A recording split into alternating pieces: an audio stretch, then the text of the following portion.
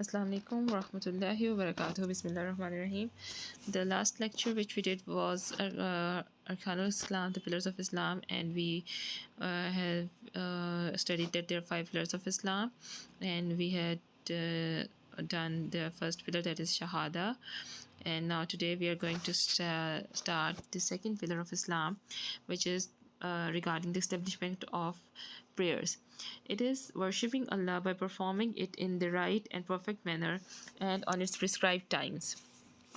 Some of its benefits include the openness of chest, contentment and joy, and restraint from committing sins and wrongdoings. The third pillar of Islam, Arkan Islam, is the giving of zakat.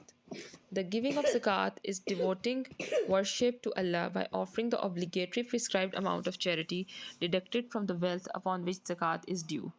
That is 2.5% of the wealth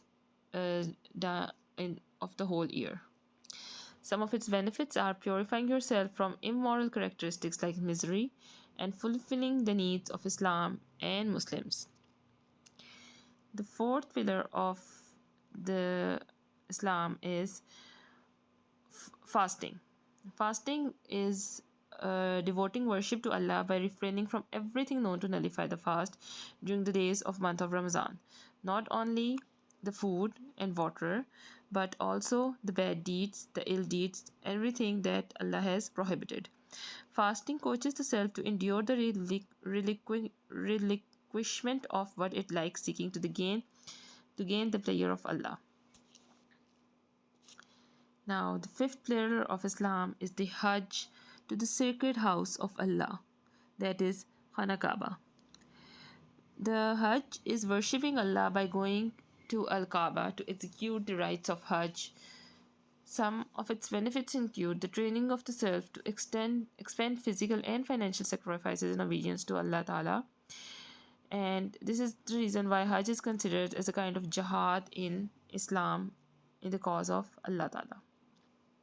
So, during Hajj, we actually become equal and we wear ihram, and then we perform Hajj, and it is a very physically exerting exercise and also financially exerting.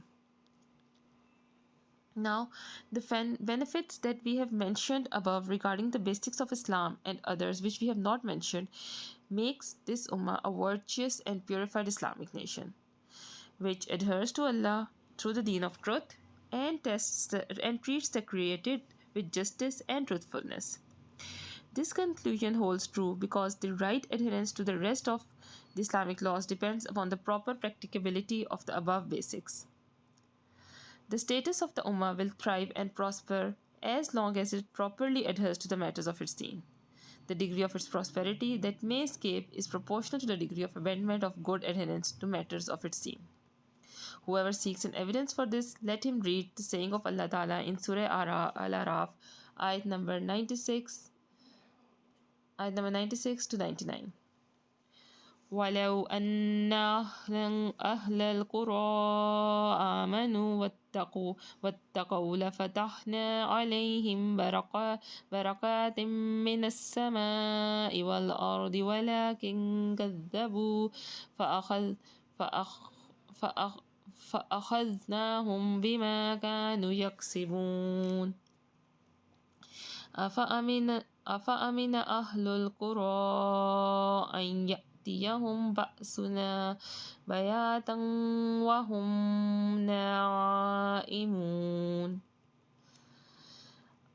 أَوَأَمِنَ أَهْلُ الْقُرَىٰ أَن يَأْتِيَهُمْ بَأْسُنَا ضُحًى وَهُمْ يَلْعَبُونَ. Allah says that if the people of a town had faith and were pious, Allah would have opened many blessings for them. However, because they rejected Allah's messenger, Allah punished them for their actions. أَفَأَمِنُوا مَكْرَ اللَّهِ فَلَا يَأْمَنُ مَكْرَ اللَّهِ إِلَّا الْقَوْمُ الْخَاسِرُونَ.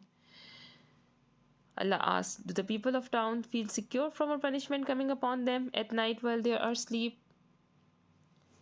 Allah asks, do the people of the towns feel secure from a punishment coming upon them during the day while they are playing?